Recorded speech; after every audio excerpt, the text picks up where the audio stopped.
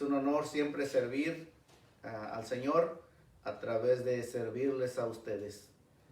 Así que pues vamos a meditar en la palabra de Dios en este día. Estamos en el libro de los Jueces, estamos todavía en el capítulo 1, así que si buscan su Biblia, vamos a meditar en el libro de los Jueces, en el capítulo 1 estamos todavía. Así que pues hoy vamos a hablar acerca de la obediencia a medias. Y la obediencia a medias para Dios es desobediencia. Cuando tratamos de hacer solamente una parte de lo que nos corresponde, para Dios eso no cuenta. Eso cuenta más como desobediencia. Y hay ocasiones en que Dios nos dice algo, nos pide algo que debemos hacer y simplemente decimos no quiero, ya sea por la actitud, ya sea por a través de nuestra mente, o simplemente lo decimos así nomás, como Jonás. Cuando el Señor lo envió, él simplemente no quiso hacer la voluntad de Dios. También hay veces que nos piden hacer algo, pero como no entendimos, no obedecemos por no haber puesto atención. Otras veces nos dicen algo, escuchamos, entendimos, pero nos hacemos los sordos.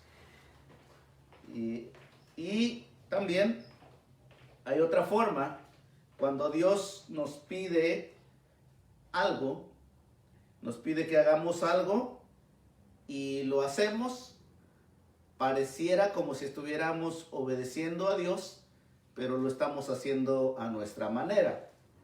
Y eso también es desobediencia. Obedecer a medias es desobediencia para Dios. Hoy vamos a ver esto reflejado en la palabra de Dios, en el libro de los Jueces, capítulo 1, versículo 22 en adelante. Y en el versículo 22 vamos a ver cómo se desarrolla esta historia el día de hoy. Vamos a recordar un poquito de que en el libro de los Jueces hay un llamado a la guerra, y han empezado un movimiento de tribus, de las tribus de Israel. El primero en levantarse es Judá, se fue a pelear, Simeón también.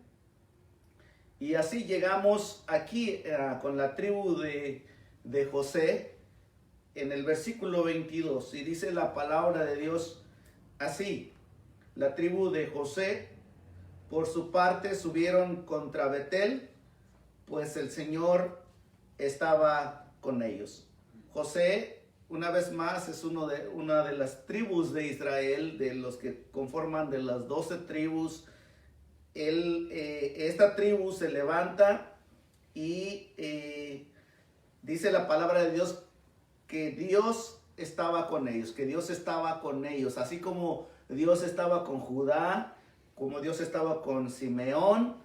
También nos dice la palabra de Dios que Dios estaba con José, al igual que con Caleb, como vimos dentro de la tribu de Judá, que estaba Caleb ahí.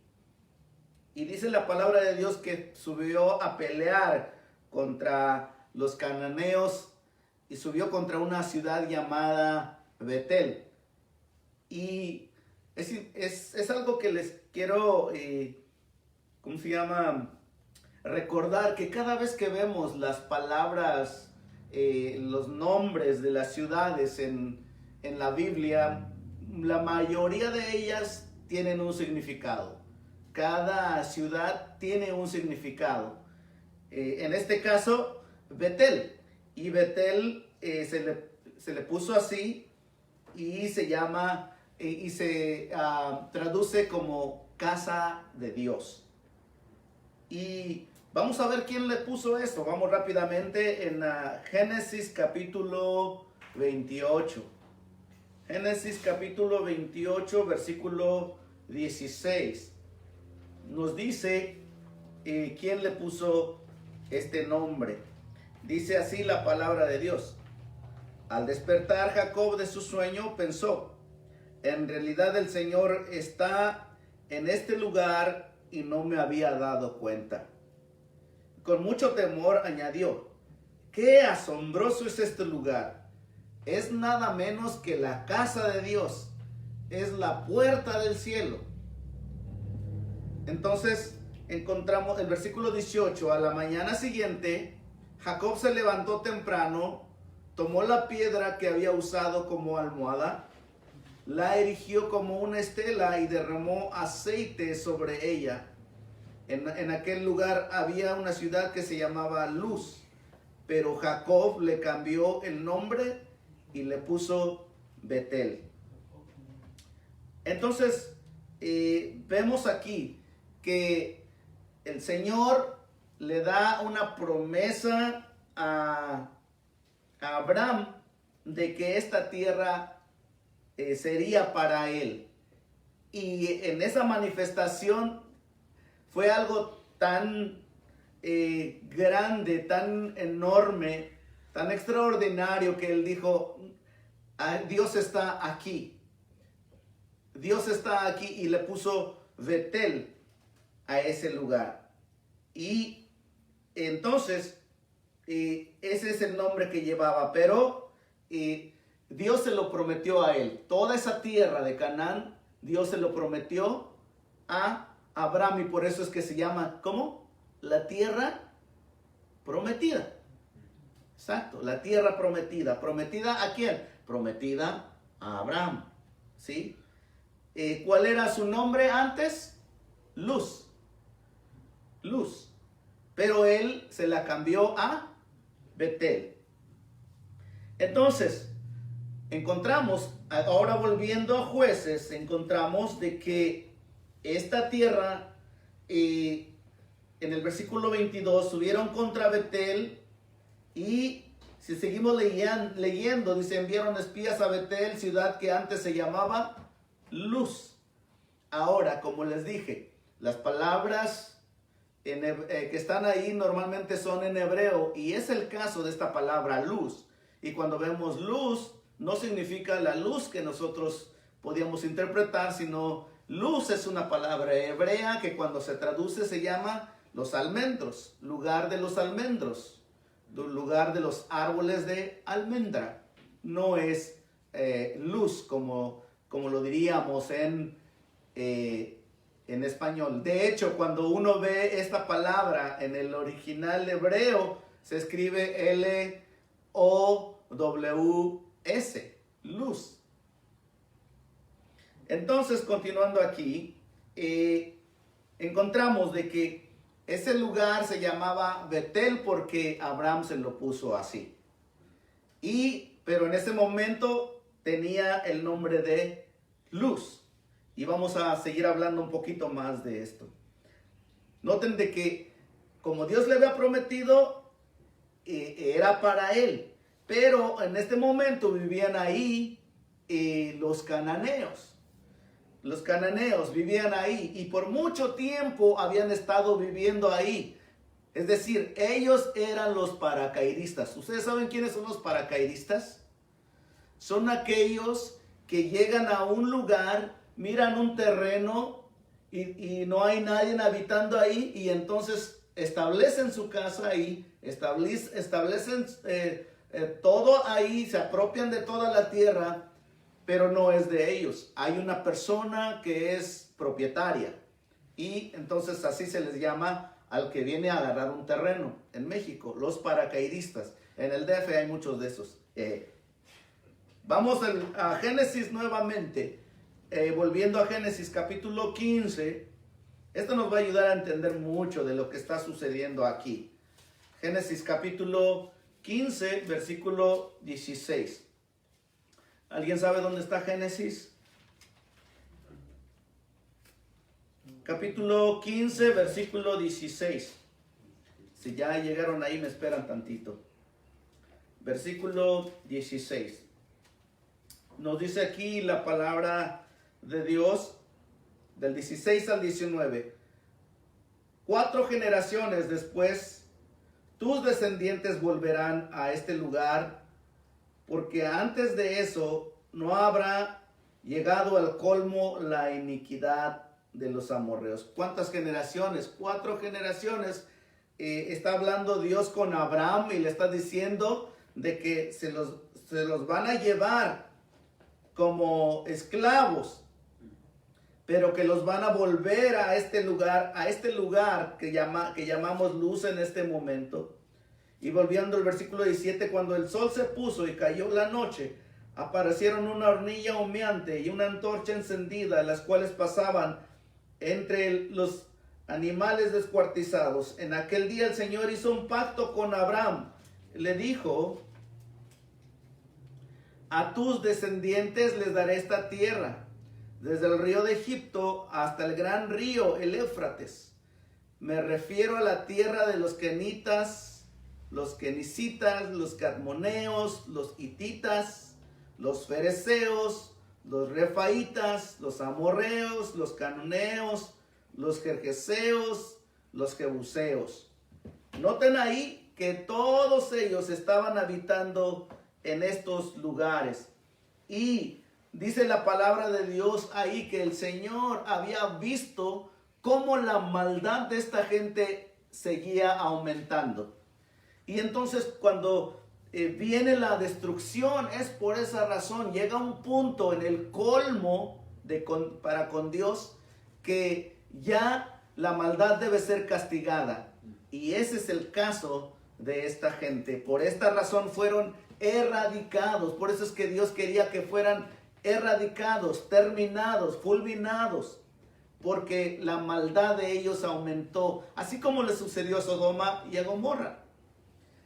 Ahora, vamos volviendo al versículo, a Jueces, perdón. Jueces capítulo 1 y el versículo 23. Enviaron espías a Betel, ciudad que se llamaba Luz. Y estos, al ver un hombre salir de la ciudad, le dijeron: muéstranos cómo entrar en la ciudad y seremos bondadosos contigo. Encontramos aquí pues que la tribu de José utilizó una táctica y enviaron espías para ver cómo iban a caer sobre esta ciudad. Y dice la palabra de Dios que salió un hombre. De ahí encontraron a este hombre. Y otro detalle que no vemos ahí es que no le pidieron a Dios en oración. No dijeron: Señor, ¿cómo vamos a avanzar? ¿Cómo vamos a atacar? ¿Qué vamos a hacer? Sino que ellos vieron a este hombre e inmediatamente se acordaron de lo que sucedió un día allá en Jericó. Tomaron a esta mujer, de la cual les dio entrada para que pudieran conquistar Jericó, y ellos dijeron: pues si funcionó en aquella ocasión, va a funcionar otra vez. Y eso es lo que hicieron.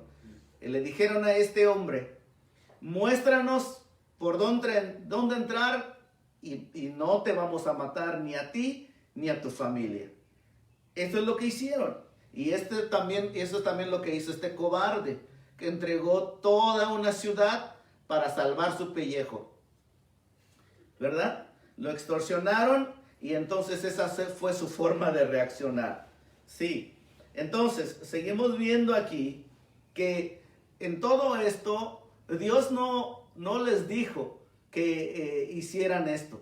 Dios lo que les dijo fue: tienen que acabar con todos, que no quede ni uno, que no quede ni uno, porque entonces es lo que refleja aquí. Cuando dejan a ir a este hombre, están obedeciendo a Dios, pero a medias.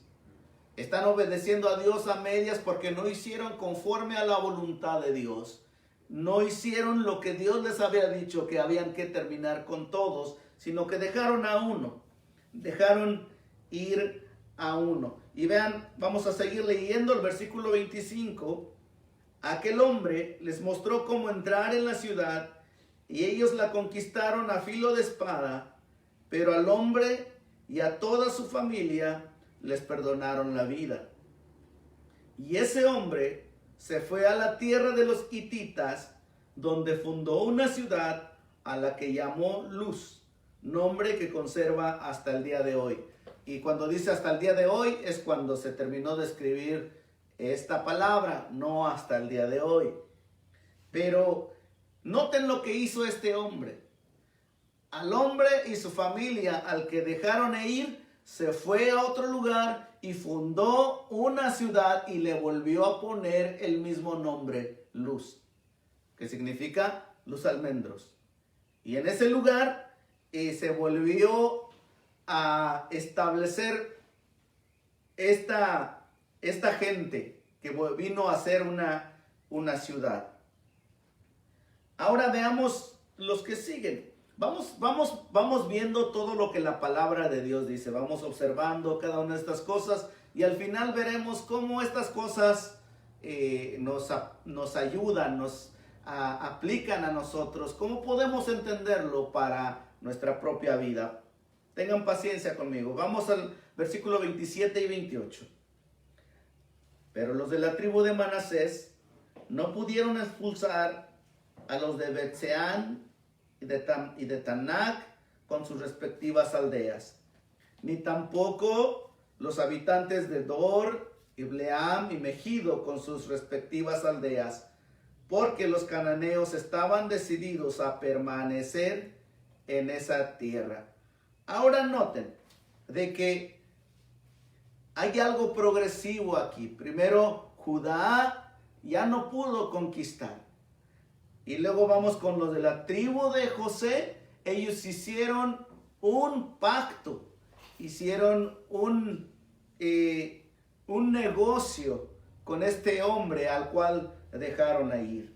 Y cuando llegamos aquí al versículo 27, dice la palabra de Dios que los de la tribu de Manasés ya no pudieron expulsar o conquistar al enemigo. Lo que hicieron fue ponerlos de esclavos que trabajaran para ellos, pero no acabaron con ellos. Ya no pudieron acabar con el enemigo, lo dejaron ahí al enemigo. Y ahora noten el versículo 29. Los de la tribu de Efraín tampoco pudieron expulsar a los cananeos que vivían en Geser, de modo que los cananeos siguieron viviendo entre ellos. Noten cómo ahora los de Efraín tampoco pudieron, y en este caso dice que ya dejaron vivir al enemigo entre ellos. Ya ni siquiera le hicieron más pleito. Y luego seguimos leyendo. Versículo 30. La tribu de Zabulón, por su parte, tampoco pudieron expulsar a los cananeos que vivían en Quitrón y Nalol. Y estos siguieron viviendo entre ellos, aunque fueron sometidos a trabajos forzados. De la misma manera, tampoco pudieron. Seguimos leyendo versículo 31. Tampoco los de la tribu de Aser pudieron expulsar a los habitantes de Aco, Sidón, Aclaf, Axiv, Helba, Afec y Rehob. Versículo 32. Por eso, como no pudieron expulsarlos, el pueblo de la tribu de Aser vivió entre los cananeos que habitaban en aquella región. Noten que Aser ya no dejó vivir al enemigo entre ellos, sino que la tribu de Aser vivió entre los enemigos, vivió entre ellos. Vamos viendo el progreso de esta situación aquí. Veamos, ¿dónde estamos? ¿Versículo qué? 33. Vamos a ver. Tampoco los de la tribu de Naftalí pudieron expulsar a los habitantes de Bet-Semes y Bet-Anán, sino que vivieron entre los cananeos que habitaban en aquella región. Sin embargo, sometieron a trabajos forzados a los que vivían en Bet-Semes y Bet-Anán. Versículo 34. Los amorreos hicieron retroceder a los de la tribu de Dan hasta la región montañosa y no les permitieron bajar a la llanura. Ahora encontramos aquí en la tribu de Dan, la última tribu. Y cuando estamos hablando de las tribus, estamos hablando de todo el país, de toda la nación de Israel, del norte, del sur, del este, del oeste. Así que por todas partes había pelea, y por todas partes que ellos peleaban no podían conquistar. No lograron conquistar. Y el último de ellos que se encuentra en esta lista es la tribu de Dan. Y ellos definitivamente, dice la palabra de Dios, que los hicieron correr. ¿Sí? Los corretearon, le metieron una corretiza que no los dejaron bajar. Estuvieron allá en la montaña y de ahí no pudieron ya bajar.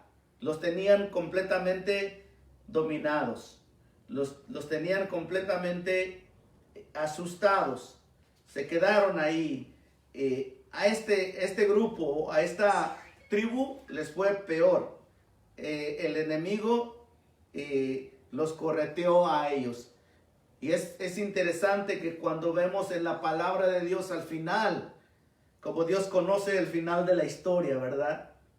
Cuando vemos al final de todo, la tribu de Dan no está registrada después en el Apocalipsis. Ahora, vamos a tomar un poco de estas cosas, de cómo puede aplicar esto a la vida de la iglesia, a tu vida, a mi vida. Y lo que vemos hoy en día es que muy pocas iglesias viven en victoria. Muy pocas iglesias están conquistando en estos días. Muy pocas iglesias están echando afuera al enemigo. Y no me refiero a estar en la iglesia y estar reprendiendo demonios. No me refiero a eso, porque eso yo creo todas las iglesias o muchas iglesias lo hacen. Pero no me refiero a eso, me refiero a de que cada uno de nosotros como iglesia, cada iglesia local está puesta en un lugar. Cada iglesia local está en un lugar porque Dios ha permitido que esté ahí. Pero la iglesia que Dios pone ahí es para conquistar. La iglesia que Dios pone ahí es para avanzar. La iglesia que Dios pone ahí es con el propósito de extender su reino y de poner su nombre ahí. Que se llame casa de Dios. Y no que sea un lugar, otra tribu diferente. Porque Dios ha escogido a su pueblo para que así sea. Por ejemplo, cuando pensamos aquí, cuando pensamos en Vegas, ¿qué pensamos? La ciudad del pecado, pero no debería de ser la ciudad de Dios. Y así podemos poner varios ejemplos de otros lugares, de otros estados, como en México, cuando hablamos de Sinaloa, hablamos de países, cuando hablamos de Colombia. Y así se nos viene a la mente de los lugares y de las cosas, y lo que se nos viene en mente es por lo que se ha logrado ahí, y son cosas no necesariamente muy buenas. Pero Dios ha puesto la iglesia para que conquiste, para que triunfe. Y tristemente, la iglesia solamente está encerrada y no está conquistando. Eso refleja el estado, la condición espiritual de la iglesia. Y más ahora cuando estamos encerrados, cuando no podemos salir y cuando creemos de que la iglesia ya se terminó, cuando creemos que la iglesia también está en cuarentena, cuando creemos que no podemos avanzar y conquistar porque estamos encerrados, estamos engañados por el enemigo. Eso refleja la condición de la iglesia, a diferencia de Caleb. Caleb, a pesar de todo, se levantó y conquistó, derrotó a los gigantes. A pesar de la condición, él se levantó y conquistó. Y esa es la manera como debería de estar la iglesia, pero tristemente no es así. No es así. La mayoría de las iglesias, como la tribu de Judá, se quedaron en la montaña. Se quedaron en la montaña y las iglesias están en la montaña, están adorando y están reprendiendo demonios desde ahí, pero no bajan a la llanura porque tiene miedo, la iglesia tiene miedo de avanzar contra el enemigo, contra los carros de hierro. La iglesia no está avanzando. La iglesia se queda allá arriba en la montaña. Pocas iglesias son las que están echando fuera al enemigo. Es decir, pocas iglesias son las que están causando un impacto en su comunidad. Pocas iglesias se les conoce como iglesias que están extendiendo el evangelio, trayendo bendición a su comunidad, a los hogares, a las familias, a los niños, a los jóvenes. Pocas iglesias son las que se menciona o se conocen, iglesias que están causando impacto en su comunidad. Sí es cierto, conocemos de muchas iglesias que son famosas por diferentes cosas y los vemos en televisión, los vemos que tienen un montón de cosas, pero no se habla de su impacto en la comunidad. Y así puede sucedernos a nosotros también. Cuando se habla de nosotros, ¿qué se habla? ¿Estamos avanzando? ¿Estamos conquistando? ¿O estamos también ahí en la montaña, solamente ahí en la montaña, buscando adorar y buscando estar ahí y no tenemos valor para bajar y conquistar en la llanura? La mayoría de las iglesias, como les digo, están en esa condición. Lo que se oye y es lo que se repite. ¿Se dieron cuenta que cuando estaba yo leyendo dice tampoco esta tribu, tampoco esta otra y tampoco esa otra? Eso es lo que se oye ahora en nuestros días. Porque cuando se ha puesto peor la cosa en la iglesia, nosotros entre pastores nos preguntamos, en mi iglesia no quieren trabajar, no hay quien quiera evangelizar, no hay quien quiera servir al Señor, ya ni mucho menos hablemos de diezmo porque se nos vienen encima. Y eso es lo que sucede en la mayoría de las iglesias. Tampoco en San Luis, tampoco en Santa María, tampoco en Los Ángeles, tampoco aquí, tampoco allá. La mayoría de las iglesias estamos en la misma condición, no estamos conquistando, no estamos avanzando. Tampoco en Santa Bárbara, tampoco en Los Ángeles, los condados, la misma cosa. Pero ahora meditemos en esto como individuos. La misma cosa. Meditemos esta misma situación. ¿Cuáles son las cosas que vemos aquí? De que cuando la tribu de José va y hace un trato con el enemigo, ¿qué es lo que resulta? El enemigo se vuelve a levantar por otro lado. Y eso es lo que sucede en tu vida y en mi vida. Nosotros decimos, voy a dejar de hacer esto, pero surge por otro lado.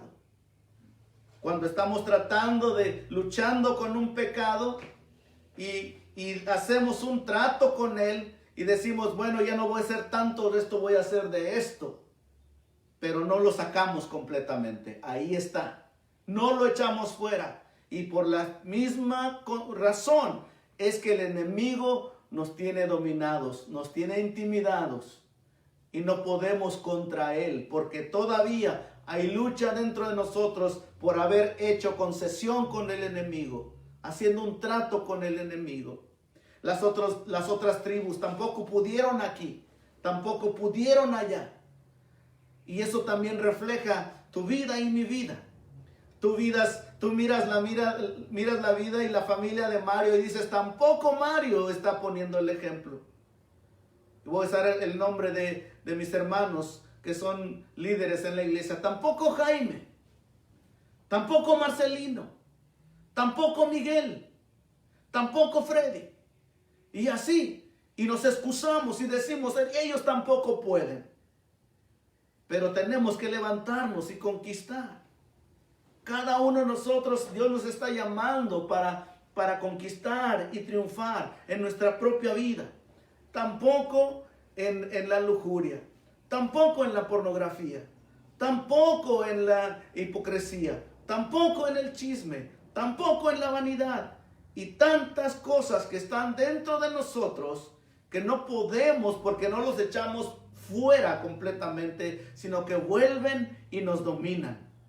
Eso te sucede a ti, eso me sucede a mí, porque todavía no hemos aprendido a conquistar.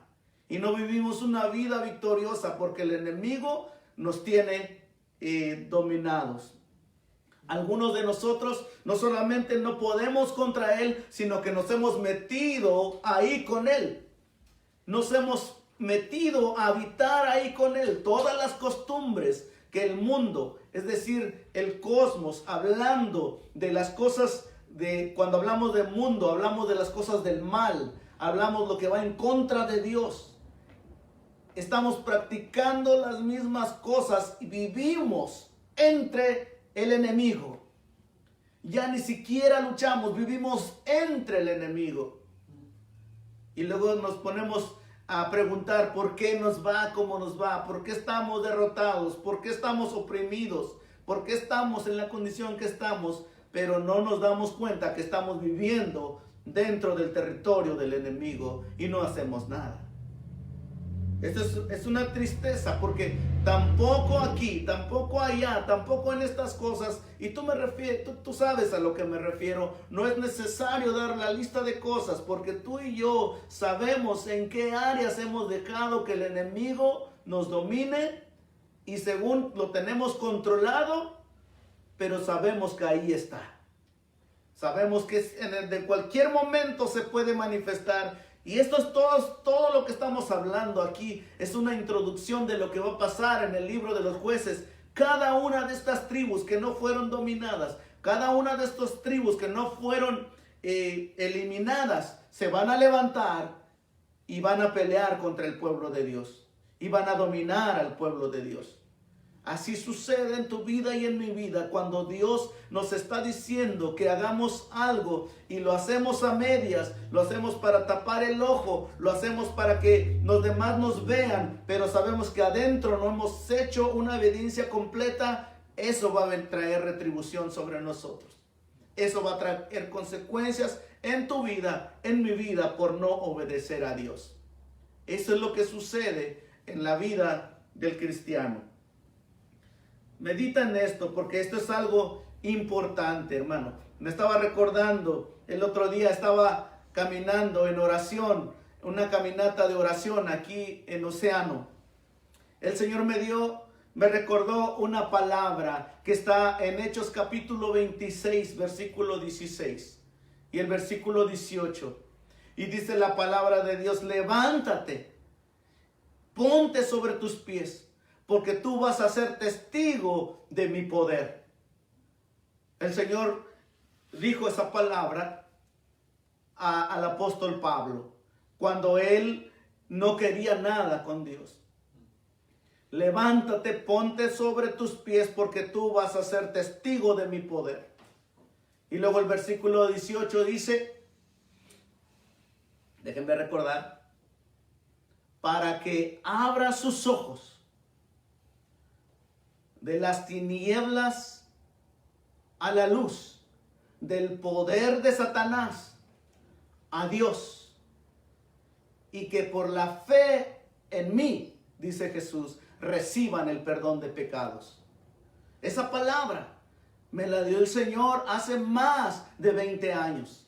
Hace más de 20 años me paré frente a la iglesia, leí esas palabras y comencé a hacer en los grupos de hogar, en aquel entonces en la iglesia de Los Ángeles. E hice muchas cosas. Serví al Señor como líder de alabanza, serví al Señor como líder de jóvenes, serví al Señor como líder en la oración, serví al Señor en los grupos y todo eso. Pero ahora, hermano, esto es a lo que voy. Pregúntame ahora cuáles son mis victorias recientes. Pregúntame ahora qué es lo que he hecho recientemente, como algo que pudiera decirte, el Señor me dio la victoria aquí. Y así como yo y tú también estamos viviendo de las victorias pasadas. Estamos solamente recordando lo que un día hicimos y solamente viviendo en aquellos recuerdos. Pero ¿cuáles son tus victorias recientes? ¿Qué es lo que, si yo me siento contigo, si nos sentamos a platicar y si yo te pregunto, ¿cuál es la victoria más reciente que Dios te ha dado en estos días? ¿Qué me vas a decir? ¿En qué has conquistado? ¿Has logrado traer un alma a los pies de Jesucristo? ¿Has logrado dejar ese pecado? ¿Has puesto tu tiempo de devoción a Dios en la lectura de su palabra, en la oración? ¿Te has propuesto escuchar alabanzas y nada más que alabanzas al Señor? ¿Cuáles son tus victorias recientes? Es algo triste que muchos de nosotros vivimos así. Vivimos de las victorias del pasado y no vivimos lo que Dios está haciendo ahora. Y así sucede con este pueblo, tampoco. En lo que Dios está hablando en nuestra vida hoy es obediencia completa. ¿No te gustaría obedecer a Dios con todo tu corazón, de darle todo el honor a Él y que solamente Él reciba la gloria en todo lo que estamos haciendo? Obediencia es lo que pide Dios. Obediencia completa es lo que espera de nosotros. ¿Recuerdan la palabra de Dios en Josué capítulo 1, versículo 9? ¿Cuántos se acuerdan de este versículo? Josué 1:9. Yo creo que muchos se lo saben de memoria. ¿Verdad que sí? Mi Biblia lo dice así. Ya te lo he ordenado, sé fuerte y valiente, no tengas miedo ni te desanimes, porque el Señor tu Dios te acompañará a donde quiera que vayas. Esfuérzate y sé valiente. ¿Sí? Esfuérzate y sé valiente. No tengas miedo, porque el Señor tu Dios estará contigo donde quiera que vayas. ¿Sí? Todos sabemos eso, pero lo aplicamos siempre que lo he escuchado, lo aplicamos de la manera incorrecta, porque vean el versículo 7 conmigo. Josué 1:7. Solo te pido que tengas mucho valor y firmeza. En la versión Reina Valera seguramente dice: mira que te mando que te esfuerces para obedecer toda la ley que mi siervo Moisés te ordenó. No te apartes de ella para nada, solo así tendrás éxito donde quiera que vayas. ¿En qué contexto el Señor está hablando a Josué de esforzarse y ser valiente? ¿De ir a pelear? ¿De luchar? ¿De dejar de engordar? ¿De dejar de ver las redes sociales? ¿En qué contexto el Señor le está diciendo que debe de esforzarse y ser valiente? Obedecer a Dios. No te apartes. Sé valiente, sé fuerte, obedece la palabra de Dios. Ese es el contexto. Obedecer a Dios es el propósito. Así que, hermanos míos, el Señor nos está exhortando a la obediencia. No dejes de congregarte, no dejes de buscar a Dios. Busca a tus hermanos. Hay muchos que están así, Se está enfriando su amor. Hoy es esta pandemia, el día de mañana viene otra cosa. ¿Y qué vamos a hacer? ¿Nos vamos a dejar morir? No, tenemos que seguir obedeciendo a Dios. Tenemos que seguir esforzándonos para obedecer a Dios completamente. Hace muchos años, nuestros niños cantaban esta alabanza. Tenían un curso que se llamaba Sabio y Prudente. Y ellos cantaban esta alabanza que me recordé pensando en la obediencia a Dios. Inclina tu rostro por un momento y vamos a orar. Y vamos a decirle a Dios, a la luz de tu palabra, de lo que refleja de las tribus de Israel, cómo vino una decadencia en sus vidas, de que no obedecieron, que no hicieron y no cumplieron con tu voluntad, sino que fueron cobardes, tuvieron miedo, no pudieron porque trataron en sus propias fuerzas, algunos tratando de hacer lo que antes habían hecho y lo quisieron volver a repetir y no les resultó, porque tú no estás en ese asunto de repetir las cosas, sino que cada día nos das nuevas cosas para triunfar. Por favor, ayúdanos a obedecerte. Por favor, Señor, ayúdanos a que hagamos conforme a lo que tú nos pides y no una obediencia a medias, sino que podamos honrarte y glorificarte, Señor, en obediencia a ti, Señor. Bendito Dios, en el nombre de Jesús, oramos, Padre. Te damos gracias en el nombre de Jesús. Esta es la alabanza, vamos a meditar en ella. Escucha lo que dice esta palabra.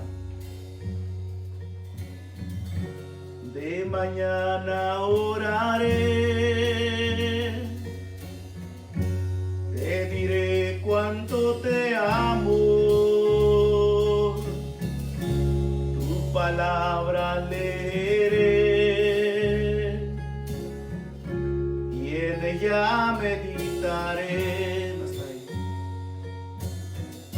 Ser sabio buscaré,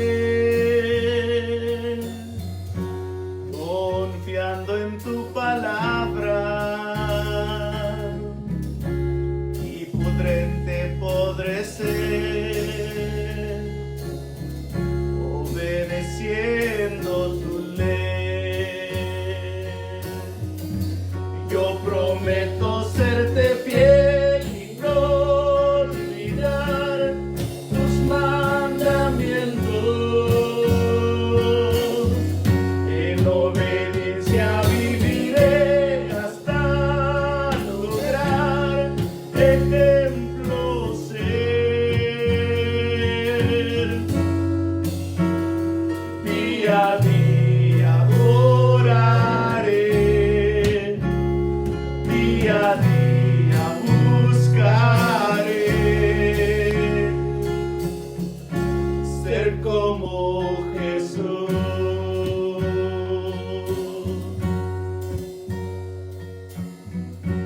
De mañana oraré, te diré cuánto te amo, tu palabra leeré y en ella meditaré. Ser sabio buscaré, confiando en tu palabra, y prudente podré ser,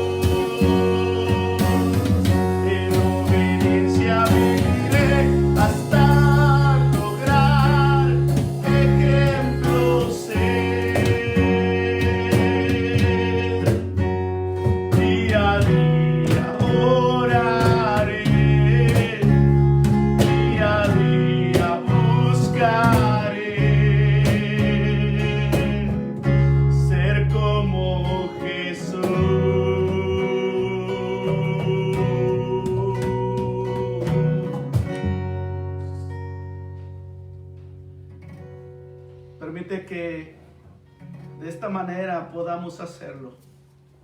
Todos mis hermanos y yo, de poder obedecerte, de honrarte con nuestra vida, con nuestro ejemplo, con nuestra influencia, con nuestra vida santa, nuestra vida de servicio, nuestra vida de adoración a ti. Permite que juntos podamos conquistar, que hagamos la diferencia, que esa palabra tampoco empiece a quitarse de nuestro vocabulario y de nuestra vida, y que podamos conquistar, Señor, así como Caleb, que no importa el tamaño de la circunstancia, de la situación, no importa que sea más grande, y muchas de las veces así es mucho más grande que nosotros, pero tú eres sobre todo, Señor.